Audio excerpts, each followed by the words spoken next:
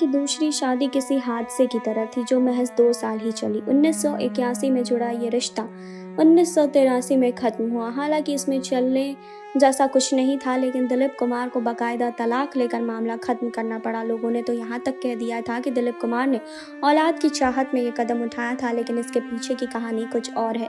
दिलीप कुमार ने अपनी ऑटोबायोग्राफी में इस शादी का जिक्र किया था। उन्होंने लिखा था, खैर मेरे जीवन का एक घटना जिसे मैं भूलना चाहता हूँ और जिसे हमने वास्तव में हमेशा के लिए गुमनामी में धकेल दिया है, वह एक गंभीर गलती है जो मैंने अस्मा रहमान नाम की एक महिला के साथ जुड़ने के दबाव में की थी, जिनसे मैं हैदराबाद में क्रिकेट मैच में मिला था। वहाँ वह अपने पति के साथ रहती थी। जब वह एक प्रशंसक के रूप में मुझसे मिली, तब वह 3 बच्चे की माँ थी और वो कई प्रशंसकों की तरह लग रही थी, जिन्हें मेरी बहनों फौजिया और सईदा ने पब्लिक प्लेस पर मुझसे मिलवाया था। वो मेरी बहनों की दोस्त थी। मेरी बहनों से अक्सर महिलाएं मुझसे मिलवाने और हल्की फुल्की बातचीत करवाने के लिए रिक्वेस्ट करती थी। मुझे इस तरह के परिचय की आदत थी। मैं हमेशा उन मेल फैंस से गर्मजोशी से पेश आता था जिन्हें मेरे भाइयों ने घर पर बुलाया होता और जिन युवतियों को मेरी बहनें साथ लाती थी। हालांकि अस्मा के मामले में मैं उस मिली भगत से पूरी तरह से अनजान था जिसने धोखे से मेरे साथ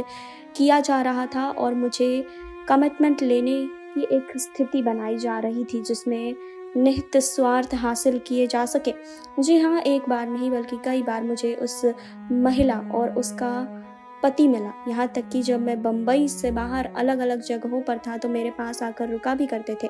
हैरानी की बात थी कि मेरे ट्रैवल प्लान्स और इवेंट से वाकिफ होते थे। 1982 जब ये खबर फैली तो मैंने अस्मा से शादी कर ली और सायरा ने एक अखबार में सनसनीखेज रहस्य उद्घाटन पढ़ा तो मेरे लिए उसे संतावना देना बहुत दर्दनाक था, क्योंकि उसने मुझ पर भरोसा किया था और मुझे बिना शर्त के प्यार किया था। जब सायरा ने खबर पढ़ी तो मैं घर पर नहीं था और सच कहूँ तो ना तो उसने और ना ही उसकी माँ ने जो कुछ पढ़ा उस पर विश्वास नहीं किया, क्योंकि वो मेरे निकाह के समय किए गए कमिटमेंट पर विश्वास रखती थी।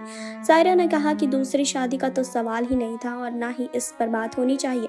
मैं सायरा को जो मैंने चोट पहुंचाया उसके मुझ पर अटूट विश्वास के टूटने के लिए मैं खुद को कभी माफ़ नहीं कर सकता, ना ही भूल सकता हूँ। ये ज़रूर कहूँगा कि उस स्थिति में जब एक स्वाभिमानी महिला पुरुष से नफरत करने लगती है और उसे अपमानित किया है, मेरी पत्नी सायरा मेरे साथ खड़ी रही जब मैंने गंभीर गलती स्वीकार की और उसने कहा कि कानून के रास्ते 16 साल की हमारी शादी की पवित्रता को कायम रखने दे। जी हाँ, इस घटना का जिक्र करते हुए सायरा ने भी काफ़ी कुछ कहा था। उन्होंने कहा था कि मैं उनसे कहना चाहती हूँ कि मैं दूसरी पत्नी नहीं बनूंगी। मुझे इकलौती पत्नी बनना था जिसका मुझसे वादा हमारी शादी की शुरुआत में किया गया। भले ही हम दोनों मुसलमान हैं, हमने स्पष्ट रूप से एक दूसरे से वादा किया था कि हमारे जीवन में दूसरा व्यक्ति नहीं होगा, ना ही उनके लिए और ना ही मेरे लिए।